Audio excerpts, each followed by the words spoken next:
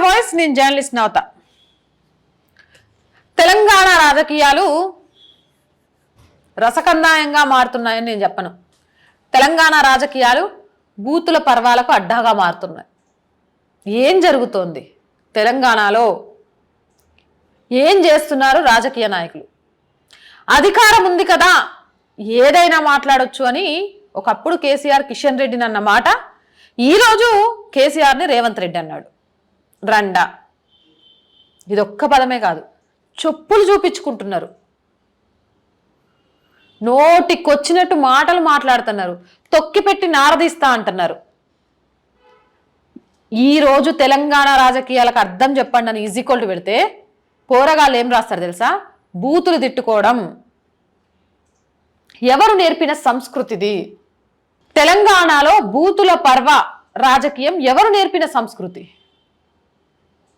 ఇంత ఎందుకు నోటికి అదుపు లేకుండా రాజకీయ నాయకులు దిగజారిపోతున్నారని సోషల్ మీడియాలో కామెంట్స్ చేస్తున్నారు. అసలు ప్రజాస్వామ్యం అంటే ఏంటి? నిజంగా కూడా కాళేశ్వరం ప్రాజెక్టుకి సంబంధించి గవర్నర్ దగ్గర ఫైల్ ఉంటే దానికి సంబంధించి వాస్తవాలను చూపించి అరెస్ట్ చేయాలి. ఎందుకు అరెస్ట్ చేయట్లేదు? అవినీతి చేస్తున్నారు చేస్తున్నారు చేస్తున్నారు చేస్తున్నారని ఆరోపిస్తూ వస్తూనే ఉన్నారు. ఇగో నిన్నగాక మొన్నొచ్చిండ్రు కాంగ్రెస్ వాళ్ళు తెలంగాణ ప్రజల్ని మోసం చేస్తున్నారు చేస్తున్నారు చేస్తున్నారని బీఆర్ఎస్ వాళ్ళు చెప్తూనే ఉన్నారు. నిజంగా మోసం చేసింది ఎవరు? నిజంగా అవినీతి చేసింది ఎవరు? మరి శిక్ష అనుభవించకుండా ఇద్దరు ఎందుకు మంచిగా ఉన్నారు? ఈ క్వశ్చన్స్ రేజ్ చేయకుండా ఒకరినొకరు తిట్టుకుంటారు. నువ్వు రండా అంటే నేను రండ పక్కన ముండ పెడతా, నువ్వు ముండ అంటే దాని పక్కన ఇంకో పదం పెడతా, నువ్వు చెప్పు చూపిస్తే నేను రెండు చెప్పులు చూపిస్తా, నువ్వు తొక్కుతా అంటే నేను తొక్కి నారదీస్తా అంట. గిదా అవ్వా. పిల్లల ముందు పాలిటిక్స్ ఏమైనా సభలు జరుగుతున్నాయి. ఒకప్పుడు ఏమంటారు రాజకీయ నాయకులు కానీ ముఖ్యమంత్రి కానీ ఒక పెద్ద ప్రజాసభ పెట్టి మాట్లాడుతున్నాడు అంటే పిల్లలతో కూర్చొని చూసేటోళ్ళు. ఎందుకు అనంటే అభివృద్ధి గురించి ఏం చెప్తాడు, సంక్షేమ పథకాల గురించి ఏం చెప్తాడు, లేకపోతే ఉపాధి కల్పించడం కోసం ఏం చెప్తాడు, ఆ నియోజకవర్గ డెవలప్మెంట్ కోసం ఏం చెప్తాడని. ఇది అయిపోయింది ఇప్పుడు.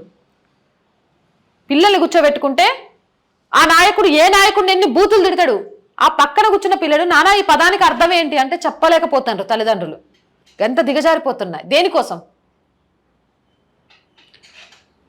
ఒక పక్క నుంచి పథకాల అమలు. సరే కొత్తగా వచ్చిన గవర్నమెంట్ 6 months 1 year దాకా ఏమీ అనొద్దు కాబట్టి ఎవరు మాట్లాడొద్దు. ఏమి జరుగుతోంది? ఆర్టీసీ స్థితిగతులు మొత్తం మెరుగవ్వనే అవ్వలేదు. ఇప్పుడు గృహలక్ష్మ గృహజ్యోతో 200 యూనిట్ల కరెంటు ఫ్రీ. ఆ రోజు అధికారంలోకి వచ్చినప్పుడు గవర్నమెంట్ ఏం చెప్పింది? మీరందరు ఇంట్లో ఫ్యాన్ వేసుకొని లైట్లు వేసుకొని వండుకోండి, 200 ఉచిత కరెంట్ అని చెప్పింది. కానీ ఈరోజు షరతులు వర్తిస్తాయి. పెద్ద పెద్ద ఉచితాలనే పదాల్ని పైకి కనిపిస్తూ కింద షరతులు వర్తిస్తాయనే పదాల్ని చిన్నగా పెట్టుకుంటూ దీని గురించి ఎవ్వరూ ప్రశ్నించట్లేదు, దీని గురించి ఎవ్వరూ మాట్లాడట్లేదు. నిరుద్యోగుల నోటిఫికేషన్ కోసం కుమారాంటి దగ్గరికి వెళ్ళిండ్రు. అరే రోడ్డు సైడ్ ఫుడ్ అమ్ముకుంటున్నామని సెలబ్రిటీని చేస్తాండ్రు. ఉద్యమాలు చేసి యూనివర్సిటీలో మా జాగాలను అన్యాక్రాంతం చేయకండి అన్న విద్యార్థులను పరామర్శించడానికి కూడా ఎవ్వరు రావట్లేదు. మేడారం జాతర టైంలోనే బిల్లు ప్రవేశపెట్టామని చెప్తున్నారు. కానీ మేడారం జాతర టైంలోనే బెల్లానికి సంబంధించి ఆబ్కారీ షరతులు ఎందుకు పెట్టింది అని ప్రశ్నించట్లేదు. ఇచ్చిన అమలు చేస్తున్న పథకాలకు సంబంధించి 17కు 17 లోక్సభ సీట్లు వస్తే మాత్రమే మనం మన పథకాలను అమలు చేసుకోగలమంటే ఈ మాట నువ్వు ఎలక్షన్స్ కు ముందు చెప్పలేదు కదా అని అడగట్లేదు. రాజకీయ నాయకులు మాట్లాడుతున్న మాటలు ప్రజలను గందరగోళాలకు గురి చేస్తున్నాయా? లేకపోతే ఎవరికి వారు సెక్యూరిటీ లేక అమ్మో ఎదుటోడు వేసిన కౌంటర్కి నేను కౌంటర్ ఇవ్వకపోతే, ఎదుటోడు ఒక బూతు జరిగితే నేను 2 బూతులు తిట్టకపోతే నా చుట్టూ ఉన్న నాయకులు నన్ను చాతగానోడు అనుకొని వీళ్ళెళ్ళి ఆ పార్టీలో చేరితే లోక్సభ ఎన్నికల తర్వాత నా పార్టీ అధికారం కోల్పోతుంది అని భయపడుతున్నారా? ఒకరినొకరు తిట్టుకోవడం అసలు నిజంగా ఇంత ఘోరమైన తిట్లు ఉంటాయని ఊహించనట్టు.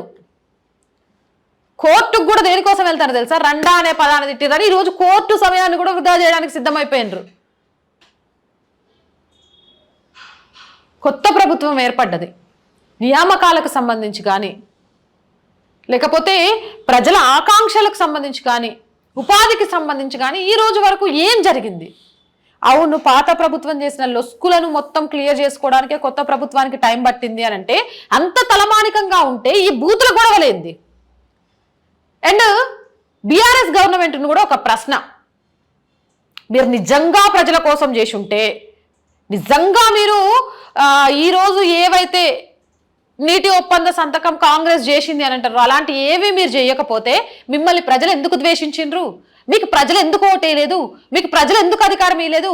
అహంకారంతో సభలలో ఇష్టం వచ్చినట్టు నోటికొచ్చిన మాటలు తిడుతున్నారు, ఇచ్చిన హామీలు నెరవేర్చలేకపోయారు, ప్రజలను మభ్యపెడుతున్నారు.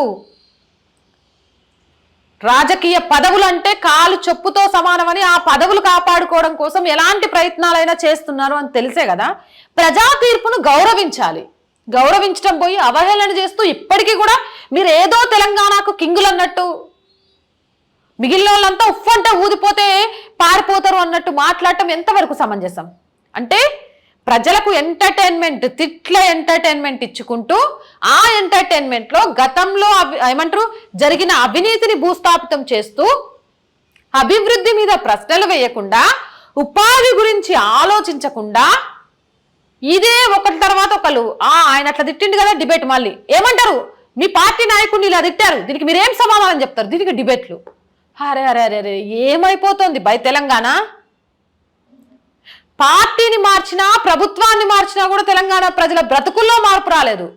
ఒకప్పుడు ఒక్క పార్టీ నాయకుడు ఒక కుటుంబానికి చెందిన వాళ్ళే తెలంగాణ పదజాలాన్ని బూతుగా మార్చిండ్రు అనుకున్నాం. ఇప్పుడు ప్రభుత్వం మారినాక ప్రతి నాయకుడి నోట్లో నుంచి బూతులే వస్తున్నాయి. సమ్మక్క సారకకు ఫ్రీ బస్సులు పెట్టేసినాం. సమ్మక్క సారకను ఇక మా ప్రభుత్వం వచ్చినాకే చేసినాం. మరి గత ప్రభుత్వ హయాంలో బెల్లంపై ఆబ్కారీ శాఖ ఎప్పుడు కూడా ఇట్లా పెట్టలే రూల్స్, ఎందుకు పెట్టినరు? అలా నా ప్రభుత్వం గొప్పగా చేసిందని కాదు,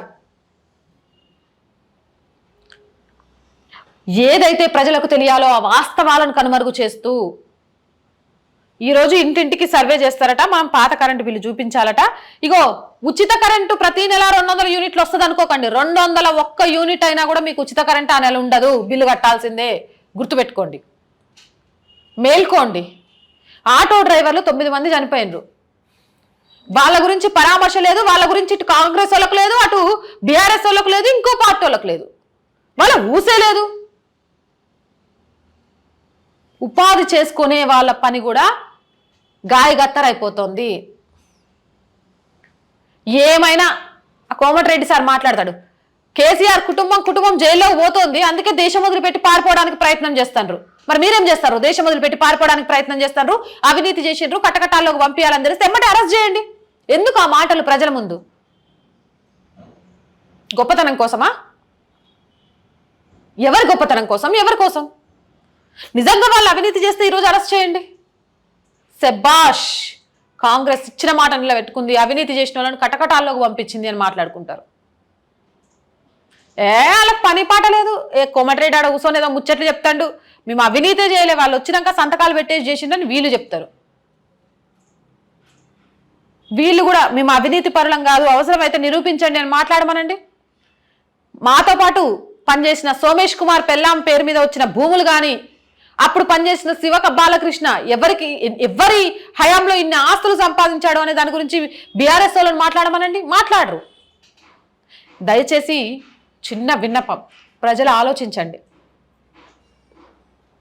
మీరు టీఆర్పీ రేటింగులు దేనికి ఇస్తున్నారు అనే అంశం మీద ఆధారపడే మీ భవిష్యత్తు ఉంటుంది. మీరు కుమార ఆంటీ విషయంలో ఎంటర్టైన్ ఫీల్ అవుతున్నారు కాబట్టి ఈరోజు శాటిలైట్ ఛానళ్ళ నుంచి యూట్యూబ్ ఛానల్ దాకా కుమార ఆంటీ దగ్గరికి వెళ్తున్నాయి. మీ ఎవ్వరికి తెలుసో లేదో, ఒక రోడ్డు పక్కన ఒక ఆడకూతురుగా వండుకొని పొద్దున్న లేచి తీసుకొచ్చి వ్యాపారం చేసుకొని కుటుంబాన్ని పోషించుకొని ఒక లేడీని తీసుకొచ్చి నడి రోడ్డు మీద పెట్టేసినాం మనం. ఈరోజు నిరుద్యోగులు ఆమె దగ్గరికి వెళ్తున్నారు, ఇంకొకళ్ళు ఆమె దగ్గరికి వెళ్తున్నారు. ఒక కుటుంబం అలా చేస్తుంటే ఎంత సఫర్ అవుతుందో ఆలోచిస్తున్నారా? దాన్ని రాజకీయ అంశంగా మార్చేశారు. ఇదే ప్రజాభవన్ ముందు ఆటో తగలబెట్టుకుంటే ఆ వ్యక్తి దగ్గరికి ఎవ్వరు వెళ్ళలేకపోయారు. మనకు కావాల్సింది ఎంటర్టైన్మెంటా? మనకు కావాల్సింది అభివృద్ధా? మనకు కావాల్సింది బూతులా? ఈరోజు ప్రతి ఛానలు బాల్కా సుమన్ని రేవంత్ ఇట్లా తిట్టిండు, వాడిని వీళ్ళు ఇట్లా తిట్టిందని పేపర్లో మొత్తం రాసిండ్రు. కానీ రామప్పలో మాంసాహారంతో కూడిన భోజనాన్ని పిల్లలకు పెట్టిస్తున్నారు. ఆ విషయాన్ని ఎంతమంది పట్టించుకున్నారు? అంటే మనం అభివృద్ధి కోసం, మన సంస్కృతిని కాపాడుకోవడం కోసం, మన ఆకాంక్షల కోసం పరితపించట్లేదు. మనం కూడా వాటిని చూడడానికి ఇంట్రెస్ట్ చూపిస్తున్నాం కాబట్టి మన ఇంట్రెస్ట్ని టీఆర్పీ రేటింగ్లో మార్చుకోవాలి కాబట్టి వాళ్ళు అవే చేస్తున్నారు. ఆలోచించండి. ఎవరైతే సమస్యల గురించి మాట్లాడతారో, ఎవరైతే నిజంగా ప్రజా సమస్యల్ని వెలుగులోకి తీసుకొస్తారో సపోర్ట్ చేయండి. అలాంటి నాయకులకు సపోర్ట్ చేయండి. ఒక నాయకుడు బూతులు తిట్టినప్పుడు మీ ఏరియాకు మళ్ళీ ఓటు అడగడానికి ఆ నాయకుడు వచ్చినప్పుడు ఏందయ్యా భయ్, నువ్వు మా ఇంతమందిని రిప్రజెంట్ చేస్తూ పోయి అసెంబ్లీలో కూర్చుంటావు, గా బూతులేంది? మేము ఎంత సంస్కారవంతరం తెలుసా? మాకు ఇస్తా అన్న హామీలు ఇవ్వకపోయినా, ఈ రోజుకు మేము తినే రేషన్ బియ్యంలో 1 కేజీ రాష్ట్ర ప్రభుత్వాన్ని లేకపోయినా కూడా మీరు వస్తే మర్యాదగా మాట్లాడుతున్నాం. మేము ఓటేసి రిప్రజెంట్ చేసి మిమ్మల్ని అసెంబ్లీలో కూర్చోబెడితే, మిమ్మల్ని లోక్సభలో కూర్చోబెడితే మీరు బూతులు తిట్టడం ఏందయ్యా అని అడగండి. ఇది కాదు తెలంగాణ సంస్కృతి. ఉద్యమం, చైతన్యం, సాధించడం. తలుచుకుంటే గడిల పాలననే బద్దలు కొట్టినోళ్ళం, తలుచుకుంటే ఏదైనా సాధించగలిగేటోళ్ళం. అది తెలంగాణ సంస్కృతి. ఆ విషయాన్ని రాజకీయ నాయకులకు చెప్పండి. అలాంటి రాజకీయ నాయకుల్ని ఎంకరేజ్ చేయండి. రాజకీయ నాయకులు కూడా ఆలోచించండి. ఒక పక్క నుంచి భువనగిరిలో 2 పిల్లల ఆత్మహత్య జరిగింది. అది హత్య తెలవట్లేదు. దాని గురించి ఎంతమంది మాట్లాడుతున్నారు? ఆటో డ్రైవర్లు, నిరుద్యోగులు, యూనివర్సిటీ పిల్లలు, ఎక్కడ వేసిన గొంగలి అక్కడే ఉంది. ప్రగతి భవన్ ముందు కంచెలు తొలగించేసినాం ఇక అంటే అందరం సంతోషపడ్డాం. కానీ ఇప్పుడేం అర్థం కావట్లేదు. ఇది నేను ప్రశ్నిస్తుంది కాదు, తెలంగాణ వ్యాప్తంగా ప్రజల అభిప్రాయం ఇది. వాళ్ళకు కూడా అర్థం కావట్లేదు ఏం జరుగుతోందనో. 200 యూనిట్ల కరెంట్ ఫ్రీ వస్తుందంటే ఆశపడ్డారు. కానీ 201 యూనిట్ వస్తే ఇప్పుడు పెట్టిన నిబంధనలు వాళ్ళకే అర్థం కావట్లేదు. రేషన్ కార్డు లేదు, ఆధార్ లింకప్ అంటారు, ఏమేమేమో చెప్తారు. అవన్నీ ఉండుంటే ఈరోజు మీకెందుకు ఓటేసేటోళ్ళు? మీరు ఆ రోజు ఉచిత హామీలు అన్నప్పుడు ఇవన్నీ ఎందుకు చెప్పలేదు? అంటే అందరూ కూడా ఒక రంగు కాగితం చూపించి ఓటర్లను మెస్మరైజ్ చేస్తూ రాజకీయం అనే పదాలకు అర్థాలు మారుస్తున్నారు. ప్రజాస్వామ్యంలో రాజకీయ నాయకుడికి ఇచ్చిన, లేకపోతే ఒక ఎమ్మెల్యేకి, ఎంపీకి ఇచ్చిన పదవులకు సంబంధించి నిజమైన అర్థం ఇది కాదు. ఆ అర్థాన్ని మార్చకండి. ప్రజా శ్రేయస్సు కోసం కొట్లాడండి. ప్రజలకు మేలు చేయడానికి పోటీ పడండి. తెలంగాణ దేశంలోనే నెంబర్ 1గా ఉంచడానికి ప్రతిపక్ష హోదాలో మీరేం చేస్తున్నారు, అధికార హోదాలో మీరేం చేస్తున్నారు అనేది ఆలోచించండి. కానీ దయచేసి బూతులు తిడుతూ మా పిల్లల్ని టీవీ ముందు కూర్చోబెట్టాలి అంటే భయపడే స్థాయికి తీసుకురాకండి. ఇది ఒక చిన్న విన్నపం మాత్రమే. అర్థం చేసుకుంటారని ఆశిస్తున్నాం. ఇలాంటి మోర్ వీడియోస్ కోసం మన ఛానల్ని వెంటనే సబ్స్క్రైబ్ చేసుకోండి. ఈ వీడియో నచ్చినట్లయితే లైక్ చేయండి, షేర్ చేయండి.